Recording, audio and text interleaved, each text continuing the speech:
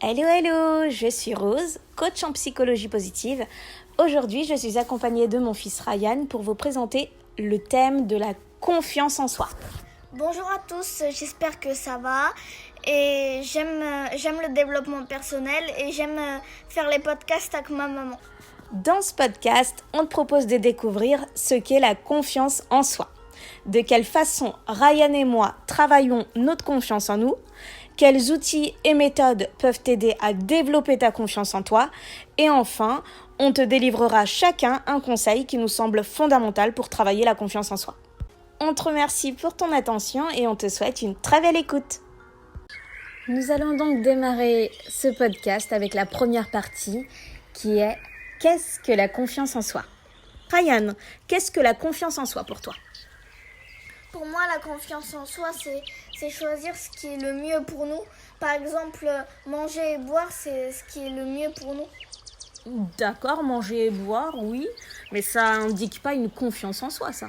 T'as besoin d'avoir confiance en toi pour manger et pour boire ? Non, mais par exemple, pour faire du sport, Oui. pour savoir qu'il faut pédaler sur un vélo et tout, faut avoir confiance en soi, se dire que oui, on peut le faire. Oui, il y a quoi d'autre comme autre situation où tu aurais réellement besoin d'avoir confiance en toi, de croire en toi ? À quel moment ? Par exemple, quand on est sur le point de conduire une voiture pour la toute première fois, il faut se dire oui, je peux le faire, j'ai confiance en moi. Ouais, exactement. Mais toi, aujourd'hui, à l'âge de 10 ans, quelle situation tu peux rencontrer et qui te demande d'avoir confiance en toi ? Moi, par exemple, c'est un exemple, hein, Oui. mais ça fait longtemps que j'ai pas fait de vélo. D'accord. Si par exemple j'arrive plus à en faire, je me dis je peux le faire, j'ai confiance en moi et je peux réussir. D'accord. Et pour toi maman, qu'est-ce que la confiance en soi ? Alors pour moi, la confiance en soi, c'est la capacité de croire en soi, en son potentiel, être sûr de soi, de n'avoir besoin de la validation de personne. Par exemple, moi j'ai mis beaucoup de temps, et je vous l'expliquerai tout à l'heure, mais à avoir confiance en moi. Et c'est un exemple tout bête, mais qu'on fait toutes, je pense. C'est dès qu'on perd un peu de poids, d'envoyer des photos et de demander la validation en fait de ses amis. Regarde, tu remarques, j'ai perdu du poids, ça se voit. Et moi, j'étais une adepte de ça. J'ai beaucoup fait le yo-yo, donc dès que je perdais un petit peu et que ça se voyait, j'étais trop contente et j'envoyais plein de photos. Et mes copines qui me confirmaient « Ouais, t'as perdu, etc. » Et ça me rassurait, ça rassurait mon ego. Et du coup, c'est un manque de confiance en soi, hein. Ça révélait une part de moi qui n'avait pas confiance. Et du coup, je sais que maintenant, j'ai vraiment confiance en moi parce que aujourd'hui, j'ai plus besoin d'envoyer des photos quand je perds du poids ou quand il se passe quelque chose. Voilà, j'ai plus besoin de la validation. En tout cas, je partage pas forcément pour avoir un avis des gens. Et ça, c'est déjà énorme. Et maintenant, Ryan va nous lire donc la définition officielle de la confiance en soi. Avoir confiance en soi, c'est avoir confiance en votre capacité de faire un choix, de prendre une décision, de s'adapter à un choix qu'il s'offre à nous. C'est également savoir que vous méritez d'être heureux. Et maintenant qu'on vous a donné notre propre définition de la confiance en soi et la définition que l'on trouve dans le dictionnaire, nous allons voir si chacun de nous avons réellement confiance en nous aujourd'hui. Alors Ryan, est-ce que tu as confiance en toi aujourd'hui ? Oui, moi j'ai confiance en moi parce que je sais que je peux tout faire. D'accord. Par exemple... Rien que ça. Par exemple, je sais qu'au foot, je peux marquer des buts. Ah ouais, ça c'est sûr. Et après, dans quel domaine tu fais preuve de confiance en toi ? T'as pas que le foot, je pense, dans ta vie. J'ai confiance en moi quand je fais du vélo, quand je joue au foot avec mes copains. Oui, le foot, on a compris. Je crois qu'on a tous compris. Mais à l'école ? À l'école, je sais que je peux réussir l'évaluation. Et on sait que la veille, on est prêt pour faire cette évaluation. On a bien révisé et maintenant on sait qu'on peut répondre bien à toutes les questions. Et t'as jamais un moment où t'as pas confiance en toi ? Non, jamais. D'accord. Surtout pas, non. C'est génial d'avoir cette confiance en tout cas à 10 ans. C'est top. Bravo Ryan. Merci. Et toi, maman, as-tu confiance en toi? Alors moi, comme je l'ai dit tout à l'heure, il m'a fallu de longues années de travail sur moi, de développement personnel pour avoir confiance en moi. Hein. C'est quelque chose un peu comme toi normalement qui logiquement se construit lorsqu'on est enfant. Mais parfois, lorsqu'on a des parents qui font de leur mieux, hein, mais qui, avec leurs schémas mentaux à eux, leurs expériences de vie, et souvent, malheureusement ou heureusement, sont dans le mimétisme comportemental de leurs propres parents. Donc, c'est-à-dire, on m'a fait ça étant enfant, donc je fais la même chose à mes enfants. Ben, ces parents-là, ils n'offrent pas malheureusement la possibilité à leurs enfants de se construire correctement avec un bel équilibre. J'ai connu, moi, différentes situations de rejet, etc., de la part de mes parents, qui ont fait que ma confiance a été brisée, la confiance en moi a été brisée très rapidement, et c'était le néant pendant de très très longues années. Et j'ai réussi à apprendre à me faire confiance grâce aux différentes expériences de la vie que j'ai eues, grâce à mes réussites par rapport à mes études, par rapport à ma carrière professionnelle, par rapport aux rencontres que j'ai pu faire dans ma vie, par rapport grâce aux hommes qui m'ont aimée, grâce à mes amis qui sont de réelles bénédictions. Et aujourd'hui, grâce à toi, je me dépasse chaque jour.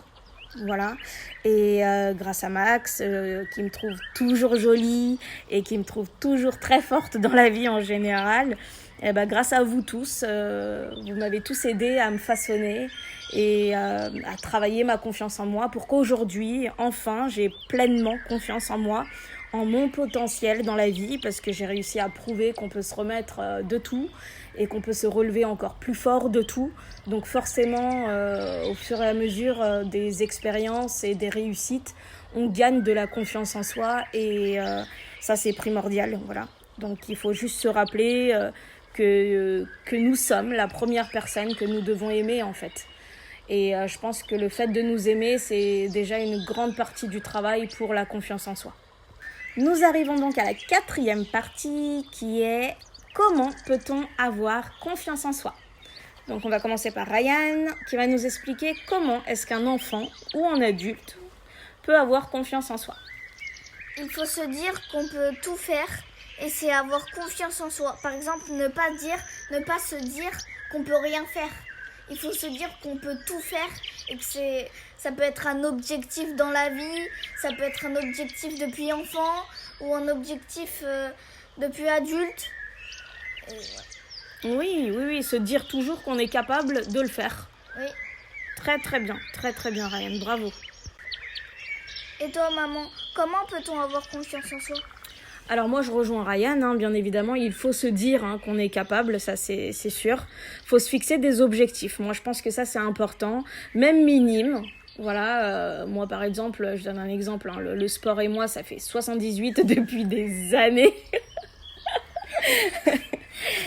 Mais je vais y arriver, j'ai confiance en moi, donc je vais me fixer et je me suis fixée de faire au moins 15 minutes de sport par jour. Voilà, je me dis pas 45 minutes, je me dis pas 1 heure. Je vais pas avoir un très très gros objectif pour ne pas l'atteindre, ça sert à rien. Je me fixe 15 minutes par jour, qui est totalement réalisable quand on se motive un minimum. Et du coup, le fait de le faire régulièrement et de faire mes 15 minutes, ça va m'aider à avoir confiance en moi au niveau du sport. Voilà, c'est un exemple. Ensuite, vous pouvez vous faire des listes. Moi, je suis fan de listes. Je fais des listes un peu sur tout. Là, faire des listes, les atteindre, une liste d'objectifs, par exemple, par mois, ça peut être génial. Je pense que ça peut être très valorisant pour vous de voir à la fin du mois toutes les cases cochées parce que vous avez atteint tous ces objectifs. Ensuite, ce que je vous conseillerais aussi, c'est de prendre des risques dans la vie. Voilà, on n'est pas condamné à être dans une situation et à faire du surplace. On est maître de notre destin, de notre vie et en fait on peut emprunter le chemin que l'on souhaite à partir du moment où on le décide. Et je pense qu'à partir du moment où on comprend ça, la vie est vraiment comme un jeu et du coup on gagne confiance en soi. Voilà, quand on arrive à avoir ce genre de fonctionnement mental, en se dire que tout est un jeu, qu'il y a effectivement différents chemins qui se présentent à moi, mais je vais choisir pour moi, pour mon bien-être, le meilleur chemin où je vais exceller et devenir une meilleure version de moi-même en fait. Donc ce chemin, on a tous la capacité de l'emprunter, c'est une question de choix dans la vie. Et je pense qu'on est tous capables de faire le bon choix pour mener une vie agréable et saine et enrichissante. Et voilà, nous arrivons à la fin de notre podcast que nous allons conclure avec le conseil du jour déjà de Ryan. Mon conseil, c'est de vous dire que vous pouvez tout faire, même s'il y aura plusieurs essais, vous y arriverez un jour et ça c'est sûr. Et toi maman, c'est quoi ton conseil ? Alors moi mon conseil, ça serait 2 conseils. Se fixer des objectifs à court ou moyen terme et prendre des risques. Oser prendre des risques dans la vie. Plus vous sortez de votre zone de confort, plus vous vous surpassez et plus vous gagnez confiance en vous. Voilà. On arrive à la fin de ce podcast. J'espère que ça vous a plu, qu'on vous a bien aidé. Et vous pouvez vous abonner et mettre un petit like, ça fera plaisir. Allez, au revoir.